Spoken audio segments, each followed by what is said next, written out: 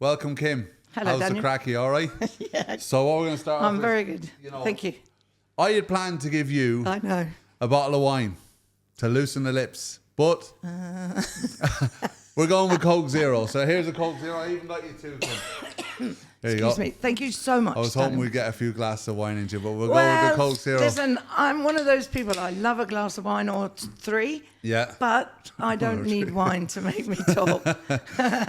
So You thanks should know for that joining. by Yeah, now. I know. Yeah. Sometimes the wine can make it a little bit more dangerous. Yeah, Yes. 100%. Totally. So, I guess the first question I have to ask you is like, let me know where you're from. Where did you grow up? I grew up in Kent. Yeah, So I'm from Kent. yeah, Now, there's a saying in Kent that Yeah. you're either a Kentish maid or a maid of Kent, right? Or a Kentish man or a man of okay, Kent. It depends which side of the river you were born. okay, I never remember which side of the river it is to make you a maid of Kent or a Kentish maid. So I just say I was made in Kent. okay. You're made in Kent. I was made but in does Kent. Being one or the other, does that define you No as a idea. person, or is I it don't like? think so, Because really. in Ireland, in Dublin, you have like the south side, north side. North side is supposed to be rougher. South side is supposed to be. It's probably posher. stems from that originally, but Similar, I don't yeah. really know enough about that, really. I've never looked into it enough to really care. So, Did you spend all your childhood in yeah, Kent? always, all my childhood. And mother and father My together. mother, yeah, my dad was from Croydon. No, Yeah. my mother and father split. Okay. When we were young adults Yeah. in our teens, you know. My dad's a bit of, I was going to say a rude word then. My dad's a bit of an idiot. Okay. My mum really kind of brought us up on our own, if you like. Yeah. Yeah. My dad was never really any use. Okay, and how many is in the family? 3. 3, yeah. I have an older brother. Or 3, as we say. Tree, Or we as say we in say London, in free. Ireland. Free. Tree. I have an older brother and a younger sister. They don't speak to each other, so I'm the only one. You're the I'm mediator. in between. You speak to both of them. I speak to both. Okay. Yeah. And what did you? So what age did you leave school? What did you do after school? I went on to study A levels. Okay. I was no good at maths. Yeah. I was only good at languages. That was really the only thing I was good at. Okay. I didn't like math. I mean, I could add up and subtract and all that, but You kind of need that for the algebra, job you're yeah, in now. a little bit. I was good at, basic arithmetic Yeah. and that, but algebra, all that geometry and all that sort of thing, that Yeah. was way beyond me. Not necessarily. What do you need that for? Yeah, it's true. You got a calculator. Exactly. And now ChatGPT. Exactly. So anyway, I went on I did A levels in languages, but by then I was really fed up with school. Yeah. I just really messed about a bit What did you do? the sixth form. I did French, Spanish, Russian. Do you speak any Russian now? No. Niet. Do you speak some? do you speak some French? Yes. Yeah, okay, so But not as good as I would like to. It's Okay. 45 years since I studied French. Okay. And I've been here 40 years. So my French that I've used in the last 40 odd years is virtually zilch until I've been with you Yeah. in the last 5 years. Yes, I can hold a conversation in French. I can sell trips in French, but I can't hold a deep, just to clarify good that, just because obviously you said until you join me, or Sorry, for anyone yeah. who's watching, they don't Yeah, know. sorry. To fast forward really quickly, Kim is now working within Tenerife First Excursions and has been working with me more or less since I started the business, and has been an unbelievably excellent asset to the team. Great seller and a great person, and great with customers, and we get constant amazing feedback from Kim. you very much. So to rewind, you got fed up with school. You were dossing around in the 6th class. When I was younger as well, I started to get fed up with school. Started smoking stuff. Well, I never and did any of that. partying. No, you never did any partying. Okay, so No, I did lots of partying, but I did smoke actually. Yeah. I smoked cigarettes, but none of the other stuff. okay, and so after school, did you finish school? Did you finish your Yeah, A I did. levels? I finished A my levels, A-levels. isn't it, in the UK? We have the leaving cert. Oh, I yeah? think it's It's still different. Yeah, Probably similar. We have like a junior cert and leaving cert, and I don't know if that's changed since I left school. Well, which is a long lot time of ago. it's changed since I left Yeah. school as well, so I wouldn't even know what it was now. So you did your A levels, and then you left. What did you do after that? I went to work for a tour operator. Oh, very good. What can we say? Which Yeah, tour yeah, operator? because it no longer exists anyway. It was called Global. Global, all right. Global Intersun. Global Intersun. Global Yeah. Intersun. Global Intersun. Yeah, it sounds very It international. was very good actually, Yeah. but there was a company back in the day called No, it was Global I worked for, Global Overland, right? And there was a company called Intersun, which was taken over by, Global was taken over by Intersun. Intersun was run by a... So then it became Global Intersun. Yeah, something like that.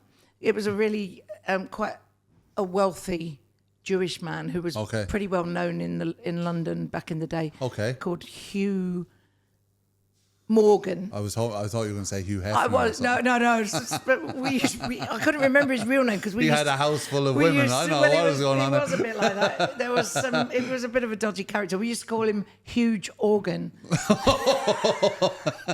Sorry, am I allowed to say that? Yeah. I won't ask what you were referring to. No, just because he was a bit of a strange person. Okay, so what did you like? Was there many people working in the company, and did you enjoy it? It was a huge company. It was a very big company. Yeah, and he took it over, and we were kind of all dispersed. We were said goodbye to. Were you working in the UK for in that London? company? Yeah, okay. I used to work in that. I used to commute every day to London, like from Kent. From Kent. Would that take long back then? About an hour and 20 horse and cart. Oh, cheeky! Shared travel, 60 and a horse and cart on your way into work. Yeah, I used to have to get up on a Monday to get to work for next Friday. Yeah. So you commuted on bus, I assume? Train. Okay, train. Yeah. Was it tram or what was it then? What was it back then? We didn't have Not trams tram, in my age. You have trams here, obviously. You wouldn't have No, it was just a normal train. It was called. I can't even. I couldn't. British Railways or something like that. British That was Railways, back in the day. That was before like Virgin. I mean, remember I've been out of the UK for 40 years, so I don't really know a lot about that now. But I know Virgin bought. They've got like privatised. They privatised the rail service system in England. So you worked for them for how long? I think I was there about 3 years. Yeah. And then I just until it dissolved, and then I decided to go overseas. Okay. So I took I went for an interview with Thompson Holidays, which is now called TUI, because it's owned by Germans. So rewind, right, because that company doesn't exist. So I can ask you something. Go on. Can you tell me any funny stories from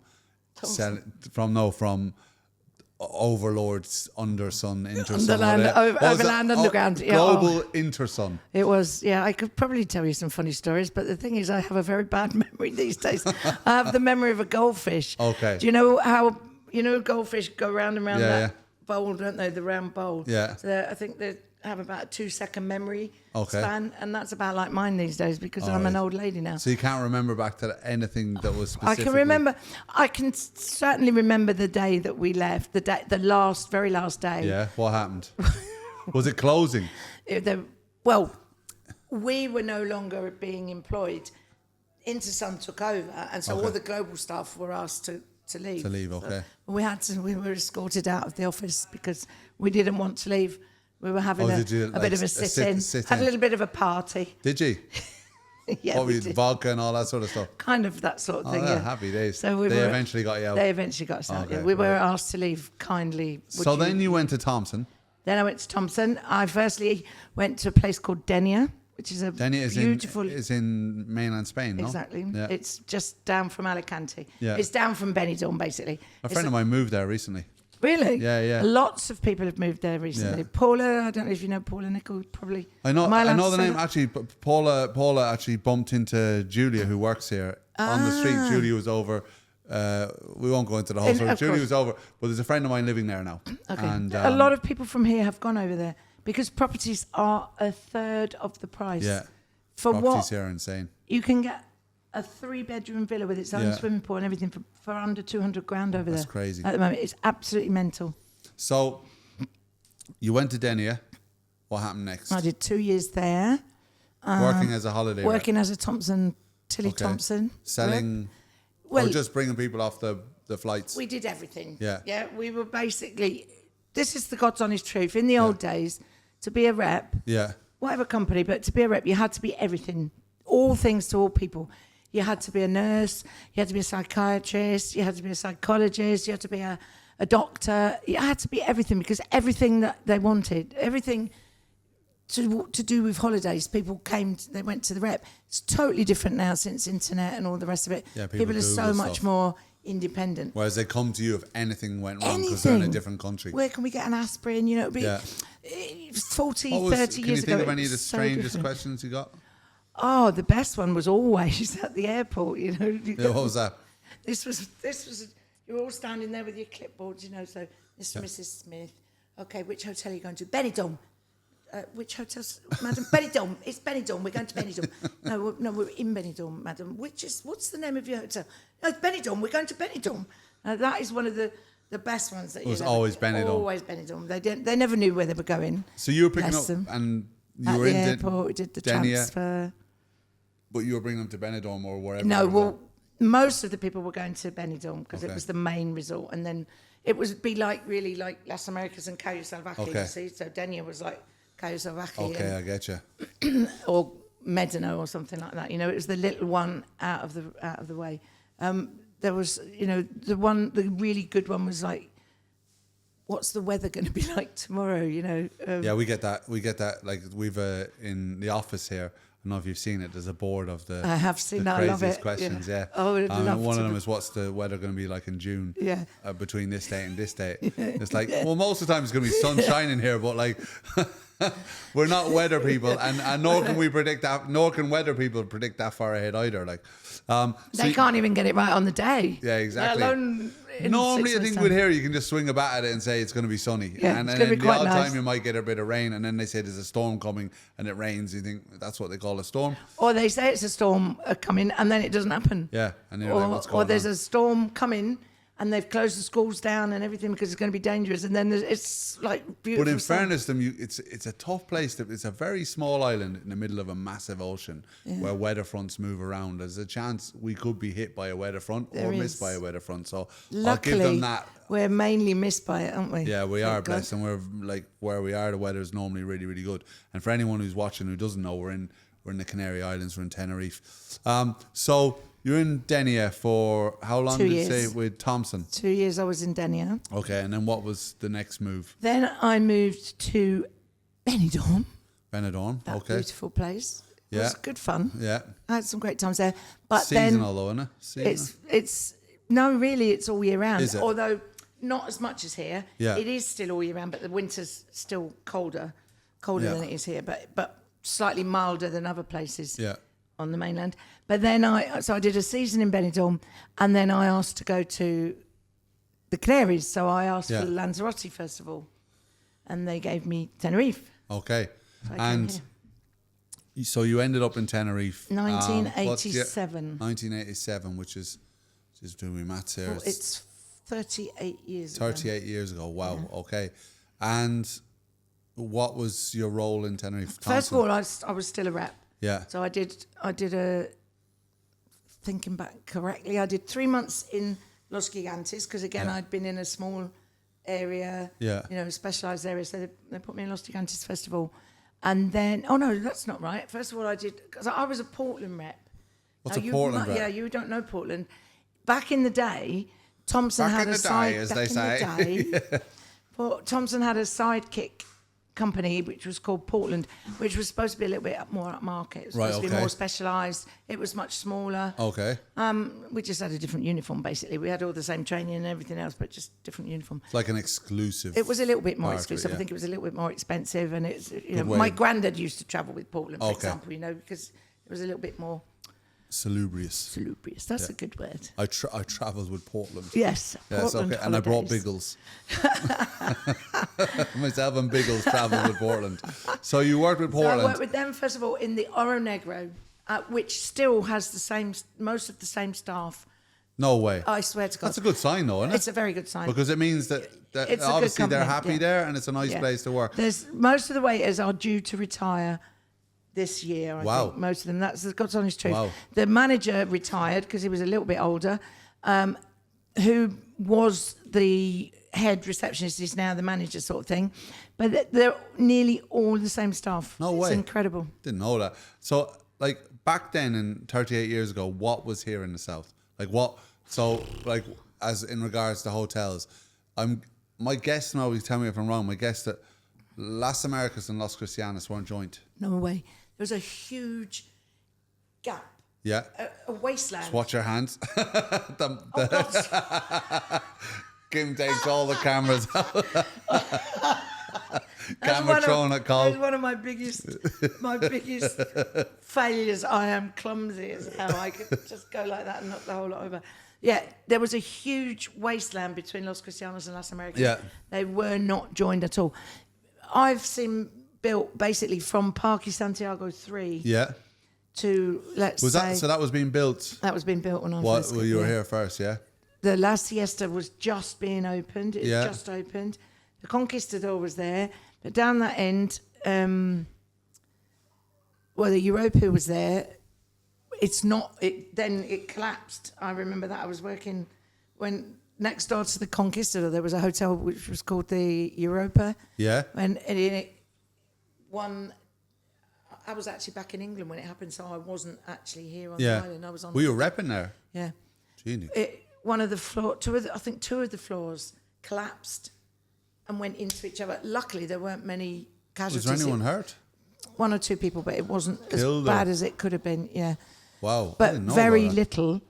How long ago was that? What year was that? That's got to be. Well, it's at least 30 years ago. Wow. And what they built in its place is the I can't remember what it's called. Villas Cortez, is it? The one that's next to the Conquistador. Yeah. That was the Hotel Europa. Beautiful hotel, that Villa Cortez. Very Stunning beautiful. looking place. And that was probably one of the only real crises that has ever been here. Yeah. Same owners, was it? Because I know it's a German owner that owns Villa Cortez. It used to be a Venezuelan guy. Okay, it was a German guy that owns I'm Villa not really Cortez sure, now. to be honest. German guy. I'm realising now how bad my memory is. You That's know all that? right. That's a really bad part of getting old. It's awful. The important thing is you know your way to work. I know my way to work and back. So you arrived here. There's a huge divide between the two places. Did Veronica's exist? Yeah, Veronica's was there. Existed back then. It had been built. Yeah. Okay. Veronica's was already is like here. a renowned place. For anyone who's watching this, Veronica's is like the party place in Tenerife. It's like where all the madness happens. So if you're on Tenerife and you want to see the party life, Veronica's is where you go. I don't go there because I'm 45. And I was going to say I would add on like of a certain age. And I don't drink, so for me it's not the most appealing place in the world to go.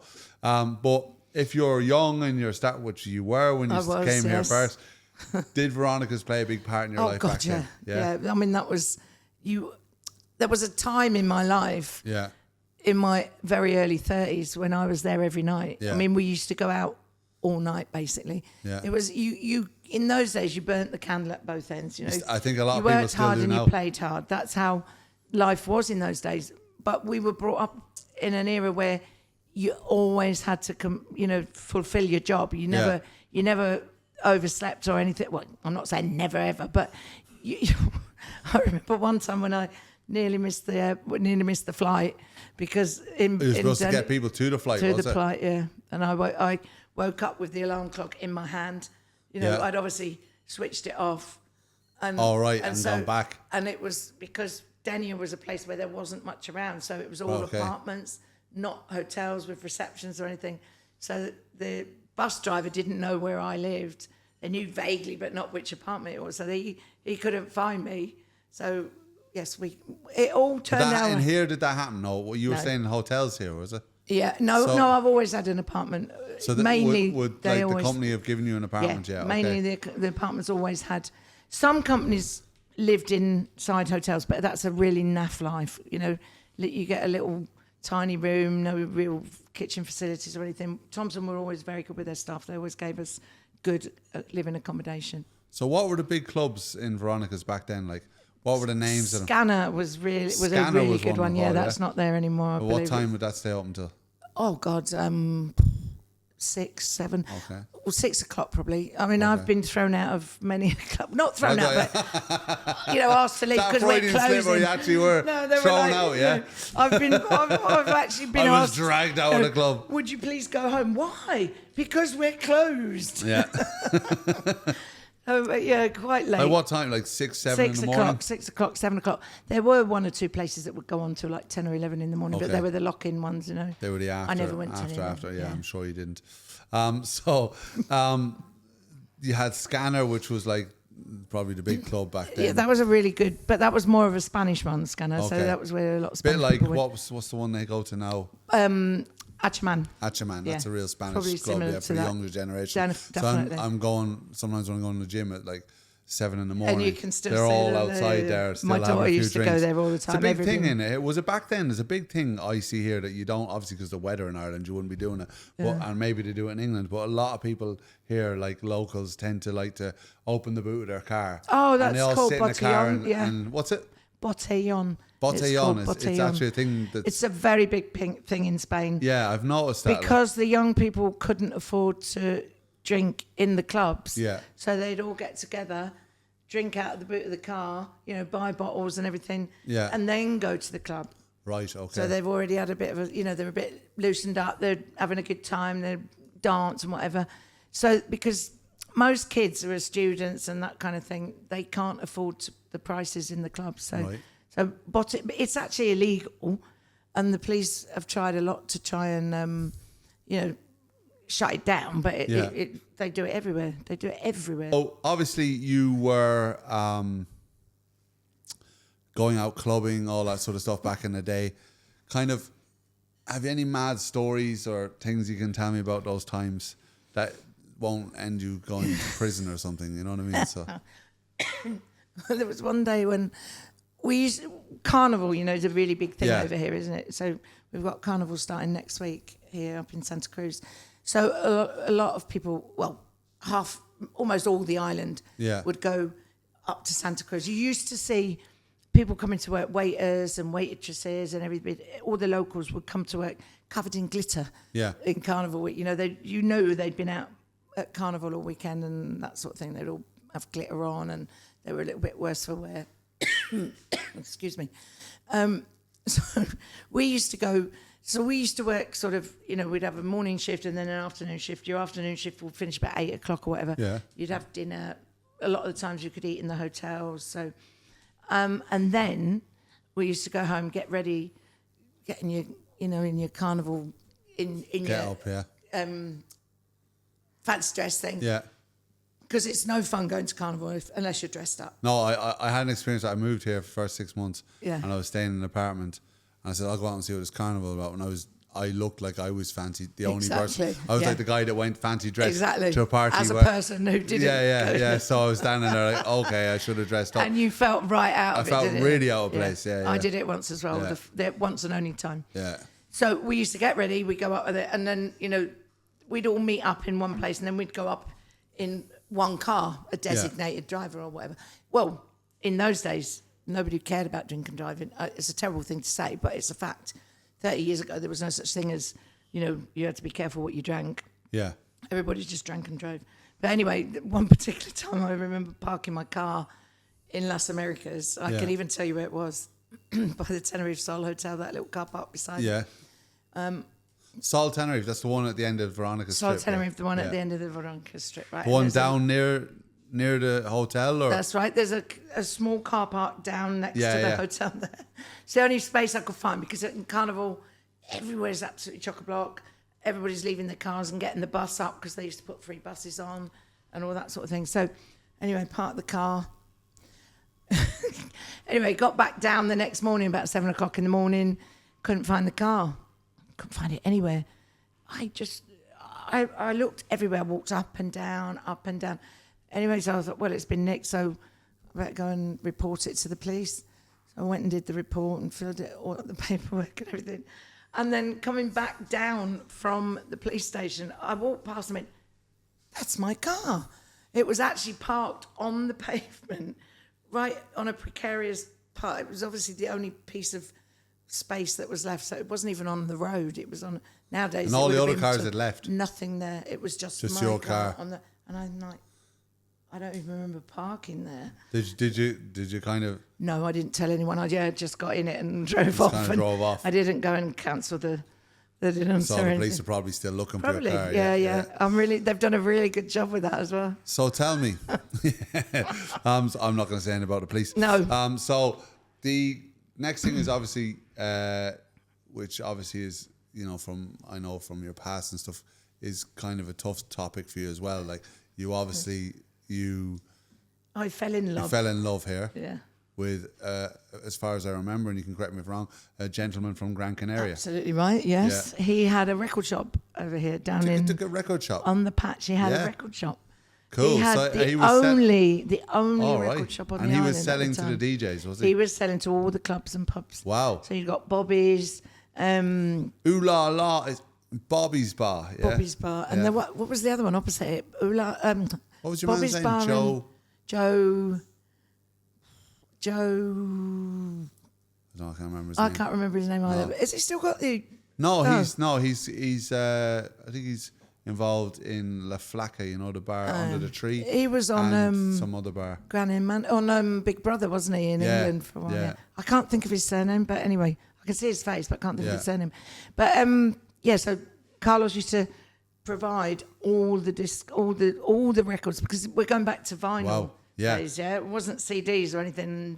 In those days, it was 12-inch vinyls. Wow. And there That is was cool. an absolute know that. fortune to be made. He made a fortune. I can imagine, because he's like, would he buy them in from on the big labels He used to like go Positiva? on a Friday night. He'd fly into London. Wow. Go to the wholesalers. In those days, there was no luggage restrictions. Yeah. So he used to come over with 2 suitcases full of 12 inches. Wow. And then he'd be back by Saturday morning, or he'd go Thursday night and be back for Saturday morning. When was that then? So what was well, that? He then? died 26 years ago, so it was. So what year 30 was he? Years ago. So 30 years ago, that would have been the 90s, no? Yeah. So he was doing 90s. He was selling 90s dance records. Absolutely. Wow, all the dance tunes Back and all when, the like, local, Ibiza and all that was latest kicking ones off. that were just coming in then. And he used to. They were queuing out the doors on a Saturday morning. To all buy the DJs vinyl, yeah. To buy the vinyl. Wow. Yeah.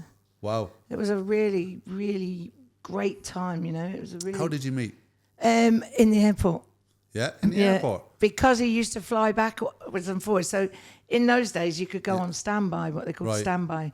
So you could get a flight for I don't know what it would be in euros now. It was about 15,000 pesetas or something like that. Probably about 30 euros or less. Yeah. You know, which obviously went off against the expenses. Kim's looking to take it all out. I've got this terrible habit of talking with my hands. I'm the same. I express. I'm really trying to be careful with my hands with Me this. too. The same That's reason, why I'm like, because I express with my hands as well. Yeah. He used to fly back all the time, backwards and forwards. So I did a stint of 6 months in the Thompson office in the airport in the south, and so he would come and get his standby tickets and stuff like that. And we just got talking, really weird. We were just talking, and I suppose we were having a laugh and chatting. On the flight or no? First of all, in the airport office, in the Thompson airport office. Okay. And then one day in 1993, I think it was. Yeah. I went back to the UK Yeah. to head office to do a course. Yeah. And we were both sat next to each other on the flight. Wow. So it was almost fate. Destiny almost. It was, I yeah. think. I was going to say destiny, but yeah, I'm a strong believer that things don't too. happen. If you're following a good path and the right path and you're open to those things, things do present themselves in a way that, you know, really for me, funny. it's just, I call them God coincidences. Well, so like if you follow a decent God path, that those things, I don't know, it doesn't have to be God, but like a good, decent path. Exactly. You know, a spiritual thing. a spiritual path. The funny thing is, I'd been out all night. Yeah. So it was an early morning So you had a flight. spiritual night. I'd been out on a spiritual night, and I wanted to sleep all the way on the plane. So I thought, oh, this is brilliant. I've got a whole row to myself. Because knowing the people at the airport and everything, you know, so they give us a, you know, if there's any spare seats, let me have a, okay. So I got a whole row to myself. I'm thinking, brilliant. As soon as we take off, and then someone sits in. I can lie down. And I was got my eyes half closed, and someone came along, and I was like, I can't believe it. Someone's going to sit here. And I looked around and it was him. Were you happy? Yeah, we didn't stop talking all the way. But were you like initially straight away happy that he was there? There was obviously an immediate attraction. A spark, like, yeah. We were, I know it's a bit cursy to say, No, but no, we were soulmates, really. Yeah. I mean, our birthdays are 3 days apart, so we were very both similar. Scorpios. Yeah, same as myself. Yeah. Exactly. Yeah, you can imagine. When it's good, it's good, but when it's bad. Yeah. My partner as well is Scorpio as well, yeah. So you met on the flight. I'm just going to get a bit of water. You met on the flight and you obviously had a spark with each other. did you meet up in London? In London, yeah. Did you go out on a night out? We went for a dinner. He was very good. He took me out for dinner. He was very impressive. Yeah. Did he pay for the dinner? Oh God, yeah. Oh, he was very generous. Actually, he was too generous. He was generous to a fault. It was useless with money, really. It just went through his fingers. Like, he was obviously making a lot of it, though. He made a lot, but he had a wee problem as well. He'd liked to play the horses and that, so the money slipped through his hands. Yeah, he was a very bad gambler, unfortunately. But so we went for dinner. Yeah. Did you help him bring the records back to? No, because he was going back that night. He was going to Gatwick straight from the restaurant. Yeah. And he was bringing all the stuff back. Yeah. That was a Saturday night. I left my purse in the restaurant. All right. We got it's not like you, Kim. I know. I'm only slacking. Brain dead. And I was 30 not years younger dead, then. No. So, or 40 years younger. So he was I was staying in a hotel in London, so he was driving me back to London. I can't even tell you where we were, somewhere in London, I can't remember. If you told me anyways, I don't know London that well, exactly. so I'd be like, all right, yeah. So he drove all the way back to the restaurant. The restaurant owners were in bed. Yeah. Obviously, they'd closed up by now. It was about 1 o'clock in the morning. So luckily, he knew where they were. He had their number, so he rung them. They opened up the restaurant, went back down. They got my purse and everything, because they'd got everything in, my passport, everything. Yeah. So anyway, he got my purse back, took me back to the hotel, nearly missed his flight. Wow. Because he was proper gentleman. Oh, he was a real gentleman. Yeah. When he wanted to be. No, he was a nice guy. And then you had a nice day in London. So that was that. Yeah. And then from then on, it just never stopped, really. When I got back, he got in touch. We, started dating as you did in the day. Yeah. And that courting, as they say in Ireland. Bit of courting. We were courting, and then we had our little girl. Yeah. Who's now nearly 30. Wow. What's her name? Natasha. Okay. Yes, is she doing tour? She's an air stewardess now. Okay, fantastic. She wanted to go to university to do fashion and design. She wanted to be a fashion designer, So 5 years on, where she ruined me financially, and it cost me the earth to send her to university. And she's now an air stewardess, which she could have done for nothing. Is she happy? Yeah, she's happy. That's the most important Exactly. thing. That's the only thing that matters. And she's having a really good life. She's working for a good company who fly out of Madrid. She flies all long haul. She's been to some brilliant places. Can you say which? It's a company, but it's not a company that we would know. It's called World to Fly. It's a Spanish airline. Okay. Never heard of them. Never heard of them. But they're quite big and they're growing. And she's happy. She's very happy. That's good. That's good. And did she come back here much? Well, she's moved back here because last year she fell in love with a guy from here. Wow. A Canarian guy, which I never saw that coming. Okay. And so she's moved back to here. She lives in Candelaria with him. Oh, fantastic. So she has to fly to Madrid to start her shift. Flight, they go standby and that they go free. So okay, happy days. Oh, I've just remembered another funny story. Go on, tell us. Just how customers can be a bit unpleasant at times. Sometimes, yeah. Sometimes. Most of the time, we're lucky. 95% of the time, we're very lucky. I don't mean in this job. I mean in the public in general. Yeah. Yeah, when they get a bit stressed out and that. I probably shouldn't tell this story. Go on, tell us really. the story. Go on. When I was a Portland we can cut it out if it's needed. There was one particular day when this guy was so rude. Yeah. And he was wanting to push in front of everyone, and it was downright rude. Yeah. And obviously we're not allowed to be rude back. You have to be polite the back. Customer's always right and all the rest of it. But Until you know they're what? wrong. I thought, do you know what? You're not going to get away with that, mate. Yeah. So I sent his luggage somewhere else. Where'd you send it? I can't even remember. I just said to the girl, put another ticket on that, please. And because you can't do that. I'm glad you haven't said. I would have loved to have been the other side. I'm glad you haven't said anyone has wanted a boat trip onto a trip to La Gomera. Never. It's a different world now. Did anyone ever find out? Nobody ever came. It never came back. I mean, that could have just Neither happened. did his luggage. It sounds in bloody riot, I tell you. Neither did his luggage, by the sounds of it. I just suddenly remember that. That's gas. So, you obviously met your courting, you fell in love, you had a daughter, Natasha, and he became ill. Yeah, but you moved in together. Yeah, well, you got a house together. We did. By the time we had Natasha, yeah. I mean, he had his own place in Las Galletas, and I had my place in El Palmar. We used to. I mean, he always spent all the time in my place most of the time. But I remember one time he stayed overnight and he got no clean underwear, so he put some of my underwear on. I said, it was dead funny. I said, I hope you don't get in a car crash or anything when on the way home. You know. Yeah. Anyway, yeah, that's just a little anecdote. But yeah, you're sending other people's luggage away, and you're getting your husband to wear I can tell your underwear. Like you can tell me what you want. Fire away. No. So, have you any funny stories from Veronica's back in the day? And I'll come back. I'll circle back to what we were talking about. Do you know what? I should have had to think about this. You should have given me a heads up on some of the questions. I didn't have any questions in my mind. Thinking about it, it's like so hard to remember. I mean, I could tell you millions of things that we've got up to when we were younger. All sorts of things. I'm trying to think. It's like when someone asks you what restaurant would you recommend, and you're like, oh God, where would I send them? I honestly can't think of anything really, really bad. I should have asked some of my mates. Okay, we'll circle back to Carlos. Okay, and obviously you fell in love with Carlos. You had Natasha, and you're in love, and something changed, obviously. Well, we bought a house then. So we bought the house where I live now in La Tejita. Yeah, which is a lovely area. Really, really nice. Beautiful place. Near Montaña Roja. Yeah, and I never probably would have bought that house if it hadn't been. It was him that saw it. Yeah. And him that fell in love with it, really. Yeah. But so we bought the house. And then, unfortunately, it was almost 3 years after Natasha was born. Yeah. He became ill, and unfortunately he died. Yeah, and that must have been a tough time. I know what it's like to lose someone with cancer, and to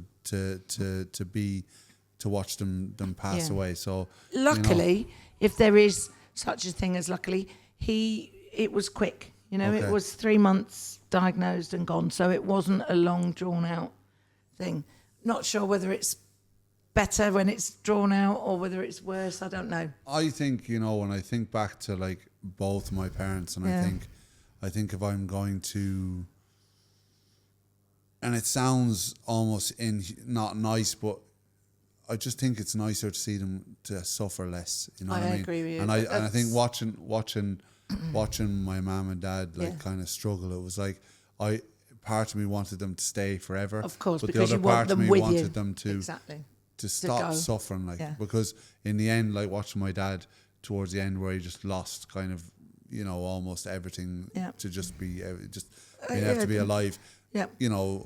I said to both my mother and my father, I said, it's okay, we're going to be all right. Just go. We're going to be okay. We're going to be here on our own. Absolutely. I think you don't want to see anyone suffer, like especially not the people that you love. One of the hardest things in life, I think, is to watch someone that you love die. 100%. It's bad enough to see an animal that you love go, but you're to watch someone suffer and like I've said it many times. If I ever get cancer and I'm on the way out, certainly,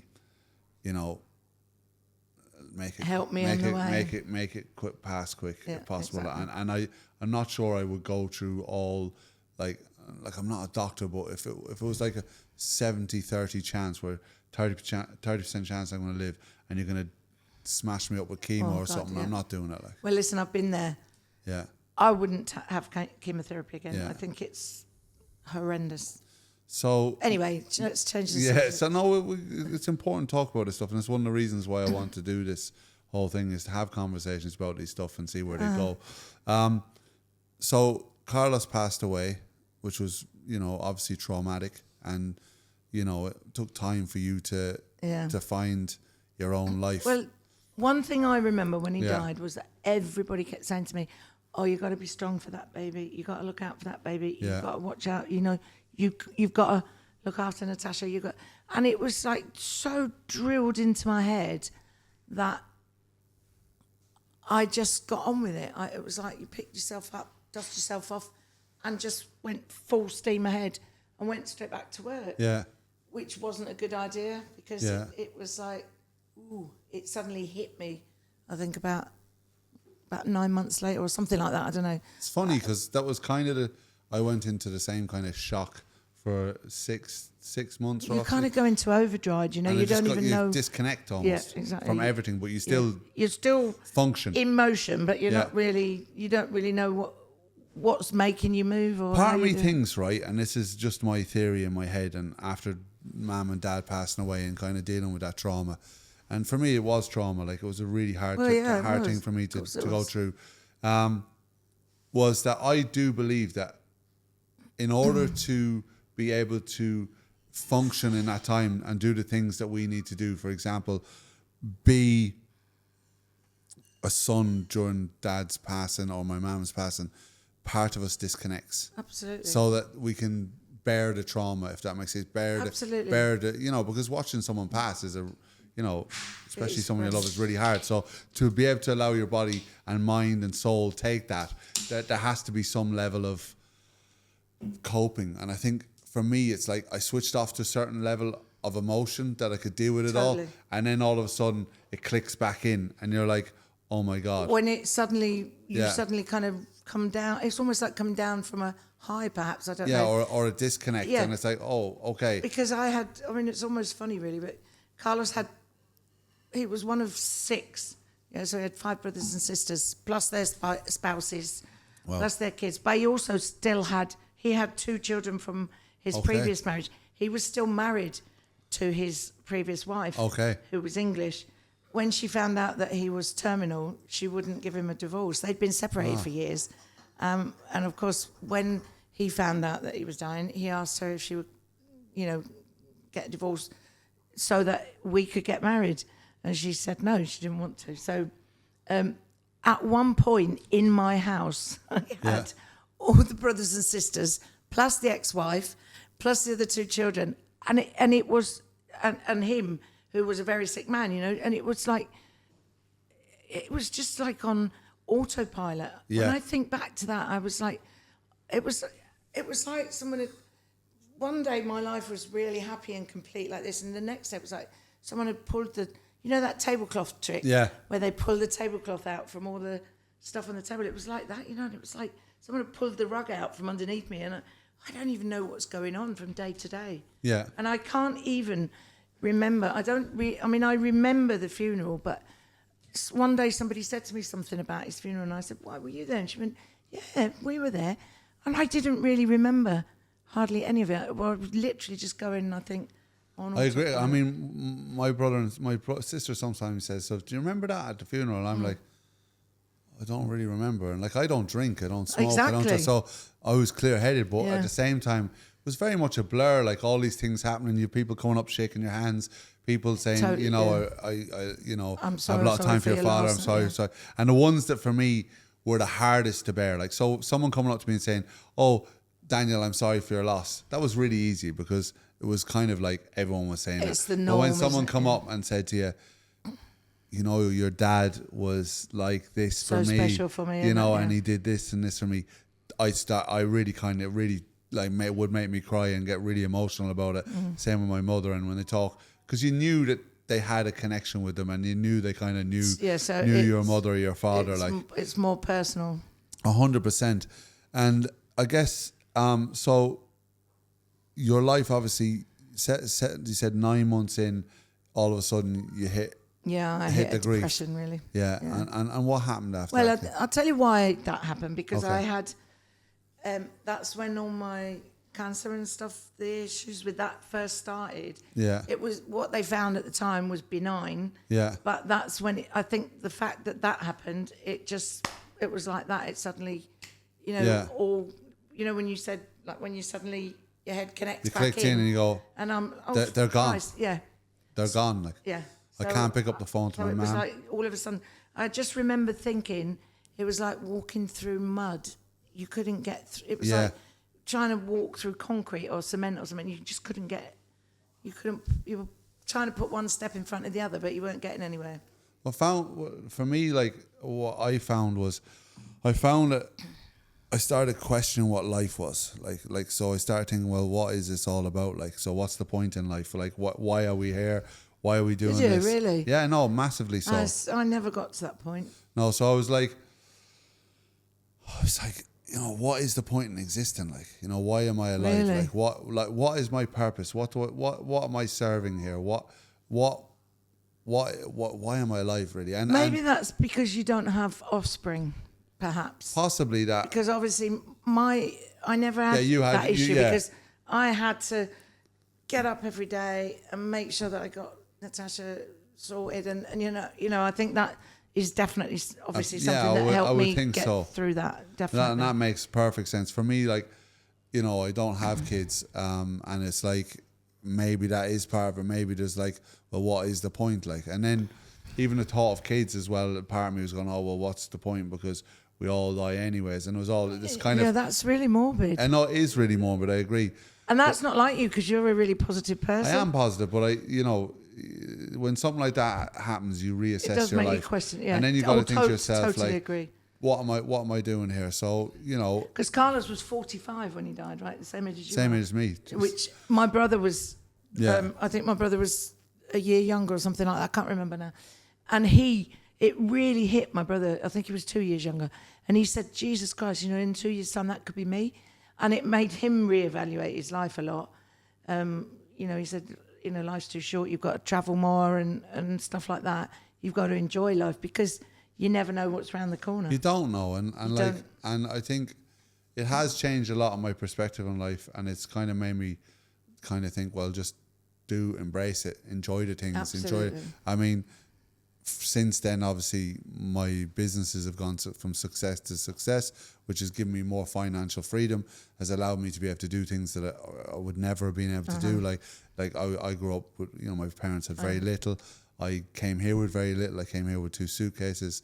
You know, I came from a childhood of like, when I gave, you know, I was involved in drugs, and when I gave up drugs, I had nothing. So for now, like, it's like I have that financial freedom. So if I go out and I go to a restaurant and I see this really expensive steak or something like that, I said, you know what, I'm going to get it. I'm not going to scrimp and save all the time. Exactly. I'm not saying that that's a bad thing to scrimp and save. I'm just saying, you know what, I want to experience life because I don't know when you don't know when the time you have the opportunity. Because I want to say as well, the only reason you're successful now is because you are a very good businessman. Yeah. You're a very honest businessman, and you work your socks off. You're an excuse me. You're a workaholic. Yeah, a little bit. Yeah, you are. But I think when mum and dad died, it was like a great escape for me to kind of get stuck into business, and you know, I suffered. I gained financially, but I suffered when it came to interpersonal relationships with people because I disconnected from everything. I was just like, I don't want to feel anymore. I just want to disconnect. Yeah. So for me, it was a great escape. Now I've done, obviously, I've been to grief counselling since then. I've done work around the grief, and it's allowed me to connect because I don't want to be that soulless person wandering around without connecting with people and being able to, you know, for me to be there as a partner for Sahar and stuff like Sahar, for anyone who doesn't know, is my partner. She's gorgeous. Inside in every way, outside. in every way. Beautiful. And you know, it was very hard for her to be around me because if you're not connected to yourself, you can't be connected to anyone else. And I think that kind of reconnecting was really important. And I would say, yes, I'm a workaholic now, but I would also say that I love what I do. Yeah. So it's like I really enjoy growing businesses. I really enjoy being involved in new businesses. I find it exciting. I enjoy the achievement. What comes with that is financial reward on a lot of cases, but it's not the be all and end for me. Where I am is I'm really happy that I have the money that I have, that I'm able to now be able to get a home for the two of us, be able to enjoy things in life, be able to get on a plane and go somewhere if I want to.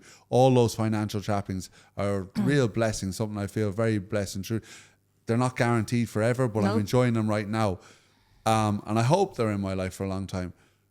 But what's more important for me is the success that I have. I love seeing business successful. I love seeing things grow from nothing. When I go into, like, when we walk into this office, I mean, you started with me, this is a new thing. Like, when you walk in, you see all the people that work in the company. When I think of the people that work in the company, and And I think of all the nice people that are in my team that I feel blessed that, you know, I know, because I walk into other businesses and I see the difference between the people that work. Oh, 100%. I went into, myself and I won't say the name of the place, but I went to, I was down on the beach last Sunday with Sahara and we went for snacks, you know, a lunch. And this, I swear, I thought I was just, like, these people didn't even want to talk to us. Now, whether that's from the top down, I don't know, but they all were grumpy, right? They barely wanted to serve us. It was like we were a hassle for them. It's a shame, isn't it? And it's sad, like, when I see that, it obviously tells me that they're not happy there. Whereas when I go into, maybe it's because I'm going in, but No. I don't know, but I've heard this from people that know me and people that, even YouTubers that come here and do videos, they get the same feeling whether they go into Chillbox, Tenerife First Excursions, Tenerife First Quads. They feel that people are happy and they're welcoming and they're warm and they're smiling and they give a great service. And it's not just because you are my boss. Yeah. I'm not going to say... You're not getting paid for these comments. I'm not being, you know, there's not a wire at the back. Yeah. My puppet. But it is a fact. It comes from the top. It does come down. I've never worked in a company where everyone is so nice. Everyone. You know, when we had the meal that we had at the end of the summer. Yeah, which blew me away, by the way. Absolutely incredible. It blew me away. And I've worked in bigger companies. Yeah. I've never known a place where, I mean, obviously you're always going to get the odd bitchy bit. Yeah, it happens. That's human nature. Normal. But the way that evening came together, how everyone was just so happy to see everyone else, it is amazing. And I think that virtually every single member of staff in your companies are all the same kind of people. Yeah. And it's very hard to find that on this island. Yeah, I'm blessed. I'm truly blessed. But it comes from the top because you care about your staff, you care about the working conditions, you care about days off, and you care about everything.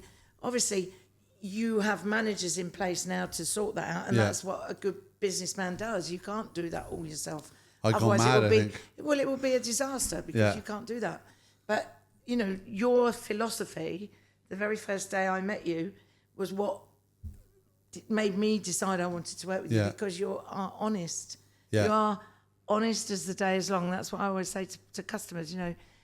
That comes from the top. Yeah. And honesty is always the best policy. You are, in fact, sometimes you're too honest. Yeah. You know, if there is such a thing. And that honesty and that kind of always looking out for everybody else, it just comes through right from the top.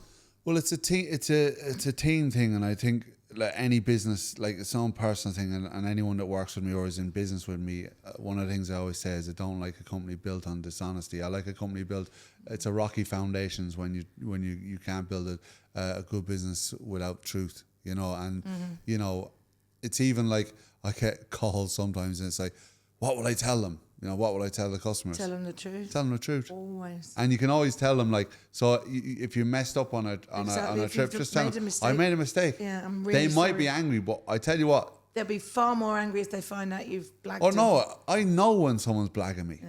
You know what I mean? When I have it all the time here on this island, and I'm not, it's just the experience that I've had with certain things, especially since I've you know, got this house. It's like being told things and then it's not the truth, like, and I'm looking at them and I know that person is not being honest with They're me. making it up. They know that I know, probably, or maybe they don't, and we're just living this fake nonsense, like, where it's like, you tell me that you messed up, I'll respect you more. Exactly. I'll say to you, right, okay, fair enough, you messed up, that's okay, you've been straight with me, how do we find a solution? How do we find the solution? Yeah, exactly. that works for both of us. And it's the same with us in business. Like, it's like, look, we've had fallings out on work and stuff like that, and we've had disagreements. But like, I always prefer when someone in the company comes up and says to me, do you know what? I messed this up. I made a mistake. I'm really sorry. And I'll say to them, like, okay, what do we do to put it right? How do we make this work in the future? So that's the best way, because it's the only way we grow. Like, always, I've learned through life that if I'm not honest with myself in my failings, and I struggle with that sometimes because I get blinded by ego, because I don't want to admit my mistakes, even though sometimes deep down I know they're there. But when I admit them and I say, do you know what? I'm really sorry, I made a big mess in this. You feel so much better, don't you? you? And I'm like, okay, how do I get better? how do I get better? And I you always grow. told my daughter, if you make a mistake, like if you do something wrong, tell me. Yeah. I'll be cross with you because you've done something wrong, but not as cross as if I find out you've lied to me. Yeah. You know, tell me the truth, and I'll be more lenient with you. You have to pay the consequences, obviously, but it's far better to tell me the truth, and then we get through it there. And she's usually pretty good like that. Well, that's important. I've not had kids yet, but if I do, then it's certainly a policy I would like to look at. It's not too late. I'm getting old now. I've got a lot of grey hair. Yeah, but don't back me into a corner here, Kim. So Carlos has passed. Yeah. You're bringing up Natasha. I was working in the hospital by then. You're working in I was no which longer hospital? with TUI. I worked in Kiron, what's now Kiron. All right. I worked there for 10 years. Very good.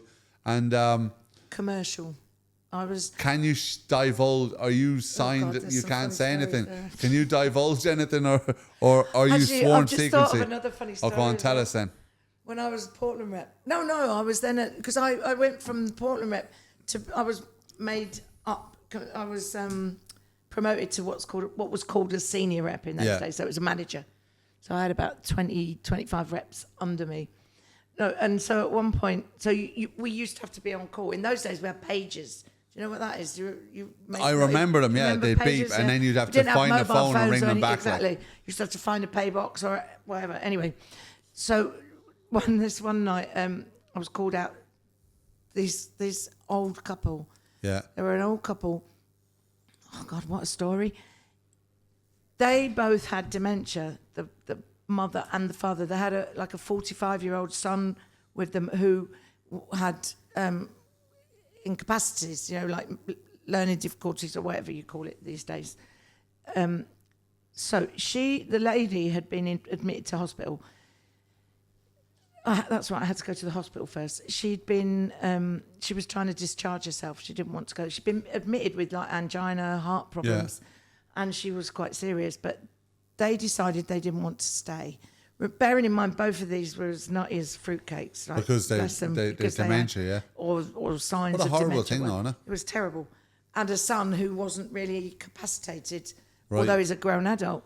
Yeah. So, I mean, to cut a long story short, the old boy had been missing for 2 days because he'd gone walking and he got lost, and they found him in Santa Cruz. He'd walked all the way up from here? From Las Americas. He had holes in the soles of his shoes where he walked for days. He was looking for her? Or? No, I don't know what he was doing. I think he just got disorientated. Senior, man. Anyway, they found him, brought him back. Yeah. This is what reps used to have to put up with, used to have to deal with, if you like. Yeah, it was different now, isn't it? It's a bit different now. Probably call the police. Or they're just not really interested anymore. Yeah. They don't really have the same kind of responsibility, yeah. I suppose. Anyway, I went to the hospital. There they were trying to leave. At one point, he got the suitcase out, opened it up. All the cutlery from the hospital was in the suitcase. Probably every time the meal came, they were nicking all the silver. It wasn't real silver, but, it's got a suitcase full of cutlery. Yeah. They're trying to leave. The doctor's telling me that if she leaves, something serious could happen. The father and the mother was really the matriarch, if you like, So she was saying, I'm not staying in here, I'm going out. So anyway, long story short, after about 3 hours, they got in a taxi and they went back to the hotel. She had to sign voluntary discharge and all the rest of it. Yeah. It's not funny at all, really, but it makes me laugh. I was going to say, where's the funny part in this? There isn't funny. It's funny that really they're filling a suitcase for the silvers. That was funny. And fruit and all sorts of stuff was in there from the meal. So the next morning, first thing in the morning, I get a call. She died in the night. Jeez. It was a foregone conclusion. Wow. But she just wouldn't listen, and she was kind of the one in charge, So I had to take the father and son to see the body in the mortuary. So I drive them there, and then the whole time in the car, it's, where are we going? Right, well, we're going to see, I can't remember her name. Let's say her name was Mary. Well, where is Mary?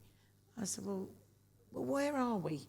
Well, you're on holiday in Tenerife, and Mary wasn't very well. So explain it about 15 times. So it's not funny, but you see, over here they don't. You want to laugh though? I want to laugh, but because over here they don't embalm bodies. like when people die, they don't embalm them. They're very quite quick, aren't they? Yeah. Yeah. They bury them the next day. But they're not burying them. Are they cremating them mainly?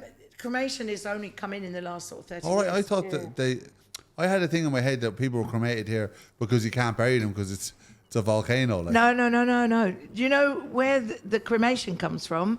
The Indian community here. The Indian community bought and set up the very first crematorium. All right. The one in Santa Cruz. Before that, when Carlos died, he was one of the first to be cremated. All right. So we had to have sort of kind of almost special permission because he wanted to be cremated.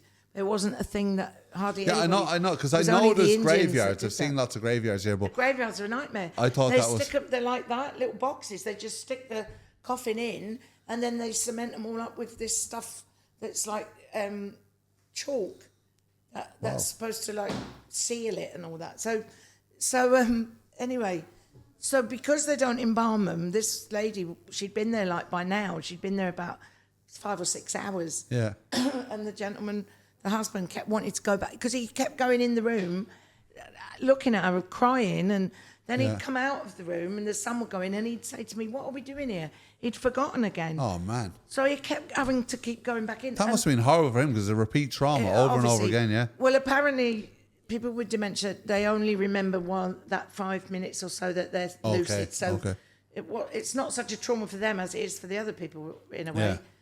So then he wanted a bit of her hair. He wanted to cut some hair off. I've got to find some scissors. We're in this tiny little village, mortuary. Yeah. And I'm having to try the man's saying to me, "You've got to get him out because any minute now she's going to start. You know what happens to bodies? Everything flows out, doesn't it? And it starts becoming, no longer."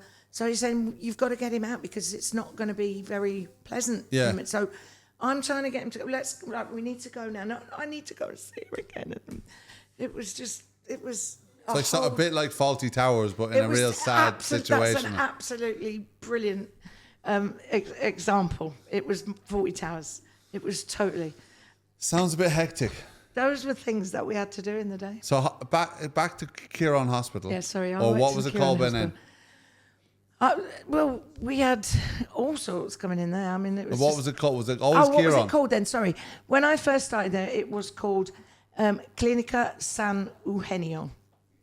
Okay, original. Where it is. Then it changed over to Hospital Costa de Chi. Okay. Sitting too close. And then it changed over to the Quirón. The Quirón bought out.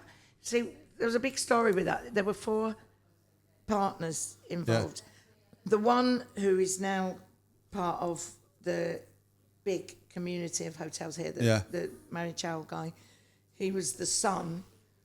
He's now in charge of all the big hotel association. Okay. But so there was Marichal who owns the building, the Garahonai building. Yeah. And then there were 4 doctors who became partners with him. They fell out. He fell out with them. There was so much money went through there and so much. Yeah. Some skullduggery and all sorts of things. But so before it became Quirón, when it was still Hospital Costa de Chi, we actually had to leave in the end because Marichal didn't want us because we were we'd been employed by the 3 doctors. So, but I was headhunted from Thompson to go and work there. All right, I was offered an open check. Nice. Name your salary and. So you're there for 10 years. I was there for 10 years. Yeah. Any interesting with Thompson stories? For 10 years, probably loads, but. Any you can remember. That's the trouble. I've got a really bad worry now. I'm worried that I've got a bit of Alzheimer's. If it comes back to you in the next while, you can let us know. Yeah, because so you went from Kieran to where after that? Then I went to work for a timeshare company. Okay. I dun dun dun dun dun. Yeah, because timeshare. Bearing in mind that tour operators like Thompson, Cosmos, and timeshare, never the twain shall meet. That was like complete opposites because you're taking people out of them and they're taking people away from you. So, so we, timeshare. Oh God, you can't get involved with that. Timeshare was actually an incredible philosophy. Yeah. When it first the concept started. The concept. But it went pear-shaped after a while, yeah? Dishonest people. Yeah. That's why. And what you were selling, was it... It was actual weeks. It was actual legitimately property. a week where legit, people were... Yeah. I mean, I don't really know how legit it is to sell 52 weeks of a building, you know, over and over and over again. I don't know if that is still legit. I don't know. Yeah, I don't know these myself. people... I mean, I've still got some very good friendships with people that spent an awful lot of money. Okay. Very, very close friends. And are they still using the timeshare? They're still using it. And they're happy and with they've been all over the world with it, and they're happy with it. Because the guy in particular, he knows how to use it. And he's been everywhere, all over the States, because he knows what to do. Not everyone maybe gets to grips with it or whatever, I don't know. But anyway, if you had a good concept from the start, it was very good. Not if you had a good concept, if you had a good product. Yeah. Unfortunately, a lot of false products, you know, came out of the woodwork, and a lot of dodgy people. Stuff. Yeah, exactly. We won't go into that. So, back in the day when we had parties, yeah. You all probably heard of Roy's Pizzas, haven't you? Yeah. Been there a few times. I know Roy very well. Oh, right. When he first started pizza. up, we used to get free pizzas and everything. Oh, nice one. Roy was a really, really good friend of ours. Thompson, being Thompson, in the day, we used to really get free everything. Because we were the biggest tour operator, and it was the most well-known, and it was the best. I don't care. It's like I tell people, Tenerife First Excursions is the biggest and the best excursion company on the island, because it's a fact. I don't know if we're the biggest. I think we are. We're close enough, I'd say. I don't know. Anyway, it's hard to know. Thompson was the best tour operator in the day. You know, Thompson training was second to none. Yeah. Everybody, if you'd been Thompson trained, you could work virtually anywhere. Yeah. People would employ you. And so, because we were the biggest as well, so we had the most amount of reps. So we didn't pay for anything very much anywhere. But we had a big party one day up in what was San Eugenio in the old day, which didn't go up very high. And Roy did all the food for us. I mean, there was probably about 200 people there. And we had stacks and stacks of these large-sized pizzas. There must have been 50 boxes of them that he delivered. And sent down his chefs with 3 great pots of curry. Wow. Unbelievable. It was brilliant. We still got pizza the Do you know next those day. pizzas, like, now, they're a bit like pies more than pizzas, aren't Are they? they? I don't know, really. I was there before. Like, they're nice, won't but they're very deliver to different. where I live nowadays. Do they not? It's too far Bring out. them up and tell you, Roy, it's me. Well, I've got the Bombay It's me, Baloo Kim. Do you not next to remember me, Kim? haven't I? Deliver those pizzas. The Bombay Baloo pizzas. No. All right, okay. But he was he was the first person ever that did pizzas and curry. You know, an Indian man doing pizzas. I mean, I think it was called the Bird's Nest Pizza. Was like a pizza with curry. Was it in the same place as it is now? Exactly the same place. Wow. But Same guy. But they used to ride about on mopeds in those days. They didn't. Still They've do a got bit, I cars think. now. Oh, I suppose, think, there's more most of them cars, have got cars now. Yeah. But I haven't seen him for years, actually. But we used to have such fun. You know, anytime you wanted anything to eat, Roy, because he always worked in the shop. He was always there. I wonder what age he is now, or is he still involved? Well, he must be around my age. Have you been back there I think since? he's a little bit younger, maybe. Have you been back? No, I haven't been there for donkey's years. You have to drop in, say hello to him. I know. But he's never... The last few times I went, he's not around anymore, you know, because he's an old man now, I suppose. Yeah. See, in my head, I'm still 23. Yeah. I forget I'm not. I have that headspace. It's only when as well. I look in the mirror that I think, who is that old lady? So I, say things at times and think, when I look at young people and I think, I can't believe you just said that, because I think they're going to know, understand what I'm talking about, because I'm still young. But anyway. I feel that sometimes myself as well. That was brilliant, Roy. Those days, we had the best of years, We had an absolute ball. So, you worked with Kieran for 10 years. 10 years. Where'd you go after that? So I went to this Regency, am I allowed to say it? Regency Country Club? Yeah, of course, yeah. So that was where I sold the timeshare for 4 years. Yeah. Excellent product, but it became, I realised that with the prices of the maintenance going up, I couldn't justify it any longer. Okay. So I didn't feel comfortable selling it. Where did you go after that? Where did I go after that? I went to the blanket company. Yeah, I remember you were working with them alongside when you joined when I first started Tenerife with First you, Excursions, yeah. Well, I was with them for 10 years as well. Yeah. And really and truly, I would have still carried on working with them. Only for as lockdown. well as with you, if it hadn't been for COVID. Yeah. They actually they disbanded after COVID. They don't exist anymore, do they? Okay. Unfortunately. Shame. It is a shame because they were a good company. The products are incredible. Yeah, I believe that. I remember you tried to sell them to me. Brilliant. Yeah, you never bit. Tell you what, you're some woman for selling, like. So you're obviously... Well, obviously not, because you didn't buy it. No, yeah, but I was thinking. You were too young then. I was too young for blankets. I'll probably get a blanket now.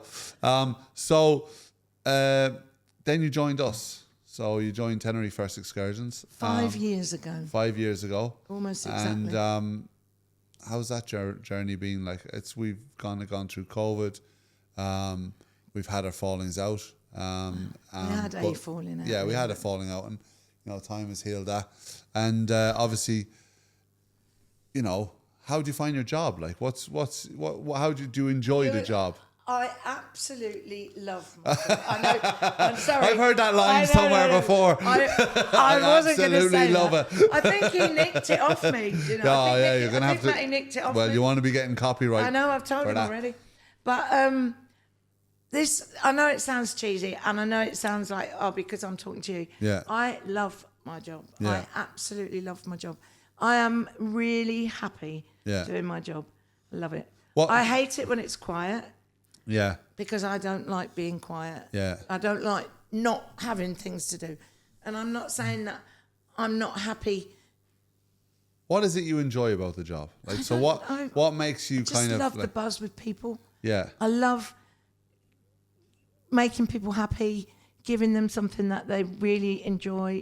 When you advise someone about, I think perhaps I enjoy I always call it guiding. People say, you're giving your sales pitch. No, I don't call it that. I hate that word, sales pitch or spiel. That's what I hate, the word spiel. Oh, your sales spiel. Here comes your spiel.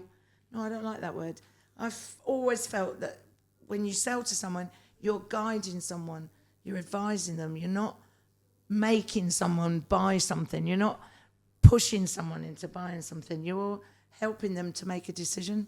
I guess kind of when I was thinking about what you're saying, I was thinking about the name of the company, which is like Tenerife First Excursions, which has been called obviously a bit of a brand here on the island when it comes to selling. Some parts of me wish I called it Tenerife First Experiences. Well, that's actually quite a nice idea. But obviously that's never going to happen now. Not now, no. But because really, like, one of the things I love about what we do as a company and what, I don't want to go into a whole sales pitch of Tenerife First Excursions, but what any excursion company does on this island or should do is what we're doing is, and I think back to my family and I think back to memories with my mother and my father as kids going to like Cork in Ireland where we got in a car and we went to the beach and we, the stuff that you remember on your laugh moments are things that you do with people, the memories that you've made with people. Exactly. And we as a company are a huge part of that by, guiding people, as you said, to the right excursion or experience. And you don't know, and I often say this in our training when we do training, is you don't know what they're going what through. their background is, why they're here, how they got here, how much money they saved. Absolutely. Maybe it's their first holiday together as a family. Maybe it's their last holiday together as a family. That was a huge thing in Thompson training as well. Yeah. You never know what someone's going through. I wasn't aware of that. I didn't know that was. Oh yeah, a very big thing. You never know. You've got to always be empathetic with people and listen.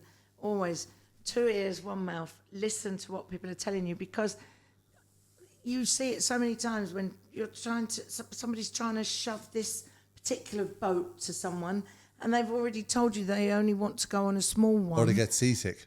Exactly, because you don't listen to what the customer's telling you. It's not necessarily when you're talking to them about excursions, but you're chatting to them about something. Yeah. You're having a talk, where have you come from and stuff, and they'll say something that you should be listening to, and then you're not going to try and sell them a boat trip because they hate boats. They went on one day and they were sick. Oh, what about this boat trip? It's lovely. Put the whole family on it. Exactly. Yeah, because you'll all be sick. You could all be sick together. And it could be a memory you'll never forget of all of you sick on a boat. And the thing is, like, some people do get sick on boats, and it's like, but it is important to guide people in the right experience. And like, one of the things I love is, like, you know, because of the multiple businesses I have, I'm still the person that goes through all the reviews. I check them all. I reply know. to You've them. missed 2 from me this week. Oh, I haven't looked at them yet. So I instead, because if I was looking at them every day, it's a mission, right? So I know. I was wondering when you were going to actually let that go. You still answer them all as well. Yeah, I do. Probably not as extensive. I normally say thank you now, which is, you know, I think to myself, I need to be more original and thank you. And if it's a really nice one, thank you very much. But I do.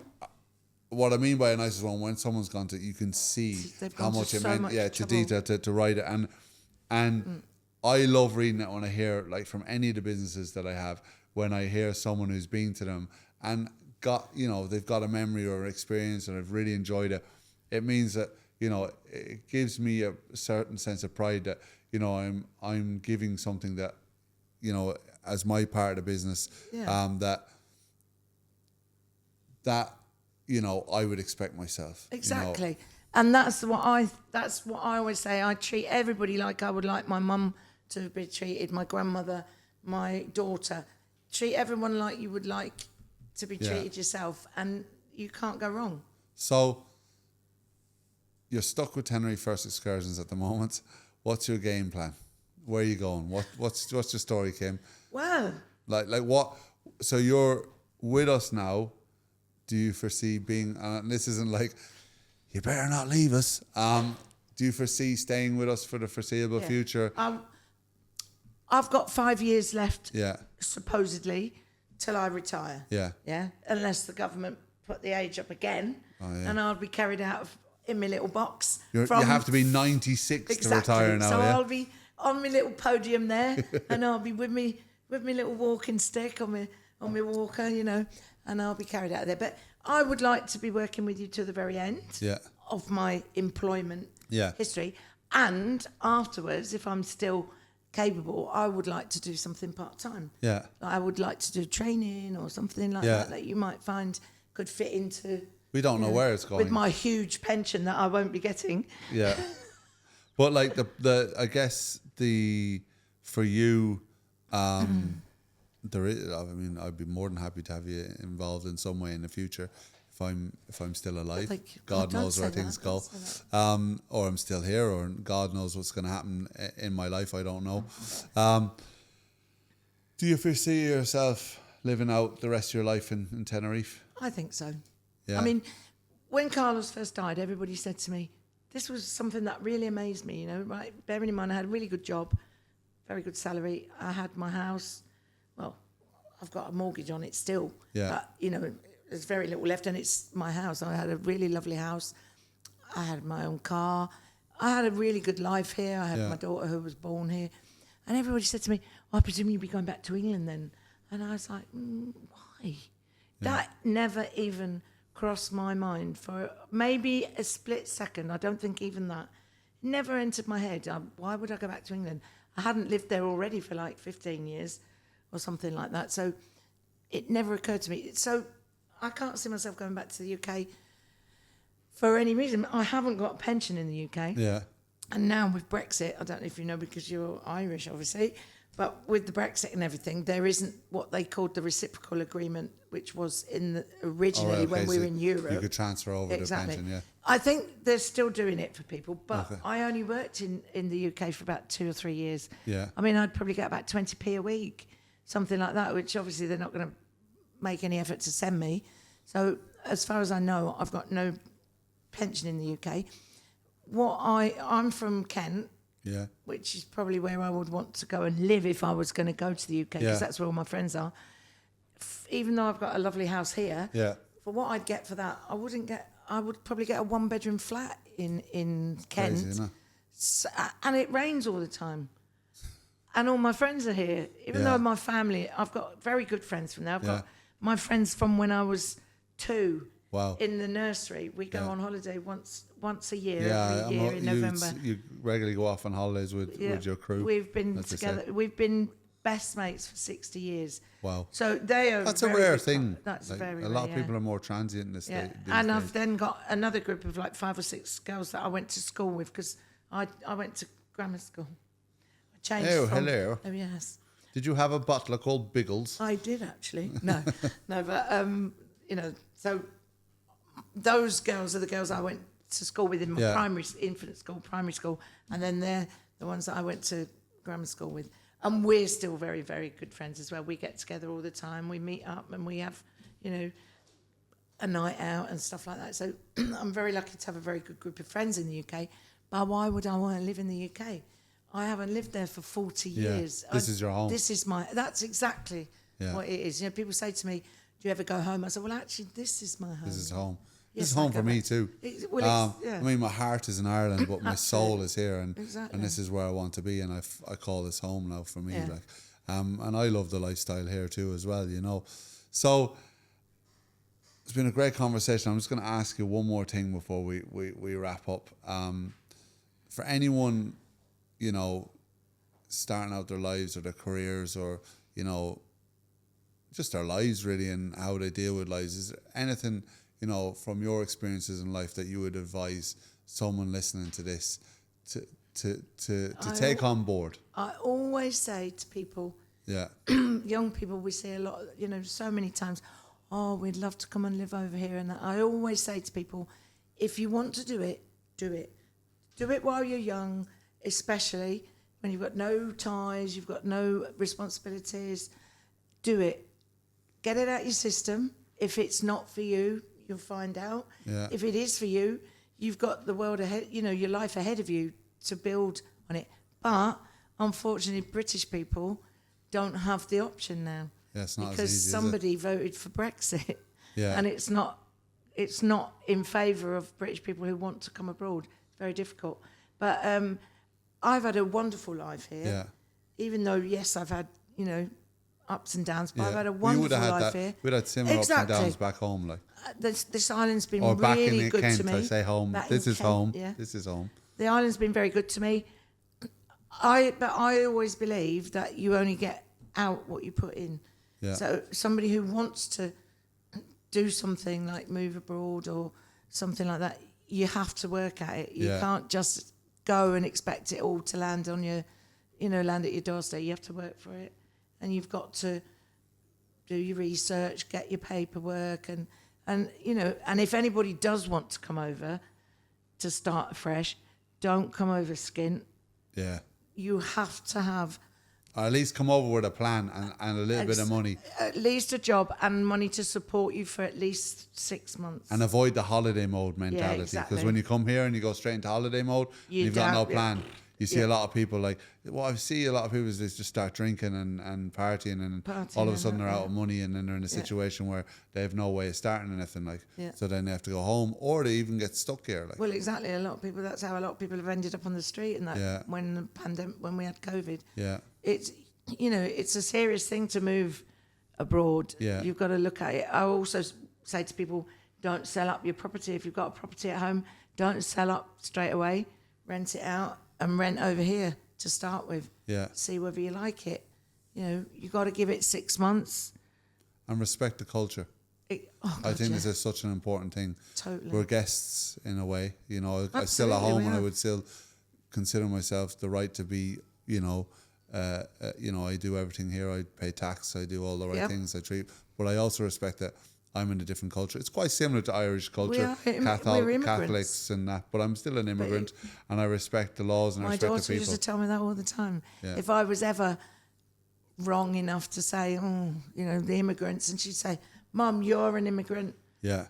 Even though I've paid tax all my life and all the rest of it, we are still immigrants. But I still respect the laws and the culture and everything here, and for me that's so important. Like, I've come to Spanish Island, and sometimes I struggle with the pace of life here, in the sense that it's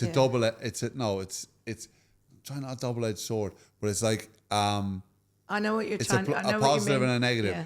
In a positive, the laid back life is great because you can relax and enjoy. But when you want to get something done, yeah, you've got to accept bureaucracy in Spain in general, but it's even worse in Canaries because we're so cut off. That's something I've just remembered as well about Carlos. We wanted to get married. Yeah. When he was ill, but he was diagnosed in June and died on September the 11th of all the days. Just realised. Can you imagine? That, he was still married, so he tried to get a divorce, but in August everything shuts down, doesn't it? All the courts shut down, all the lawyers. Is that only in the Canary Islands? No, all of Spain mainly, okay. But particularly here, because in the mainland there's so much more choice. So maybe one lawyer will stay open and take his holidays in September. Maybe I tell you what, if I was a lawyer, I'd be staying home for that month. Wouldn't you? The amount of business you get. Exactly. Everyone else is closed. So I'm opening up shop and setting stalls up everywhere. Exactly. You'd be stupid not to. Well, you probably get nowhere with the courts. You can't get any decisions. Anything done. Just do, And that was what happened. So in the end, we didn't get married because of that, because the court said, we'll try and push it through for you, but it won't be till September. So, it just didn't happen. But that's just another thing, bureaucracy here is horrific. But you've got to accept, you have to. It took me time to accept that pace of life, and I used to get really angry all the time. And every once in a while, I get a little bit frustrated. But then I'm like, it is what it is. It is what it is. I wake up, I get in my car, I come to work, and when I'm driving, I'm looking at palm trees and blue skies and a blue ocean, and I'm in my shorts and t-shirt. Yeah. And I go back to Ireland next week for a weekend. I'll be wearing a jacket and trousers, and I'll be avoiding the rain. And here I am living in this beautiful country. So, Kim, I'd like to thank you very much for coming on this podcast. Thank you, episode 2. So. Is it really? Am I it's number episode 2? Yeah. Thank you very much. And it's been lovely. It's been great chatting to you. Stuff I found out about you that I didn't know. And maybe we get you back on again in the future, I'll think of some stories. Yeah. Real ones. Write them down. Yeah, I'll write it down. Don't be sending luggage. Don't be sending clients that you don't like on strange boat trips. Listen, you have to have some benefits, when you work in a job like that. If people aren't very nice, then they have to pay the consequences. Well, listen, thanks very much, Kim. Thank you very Take care, much. and nice one. Thank you.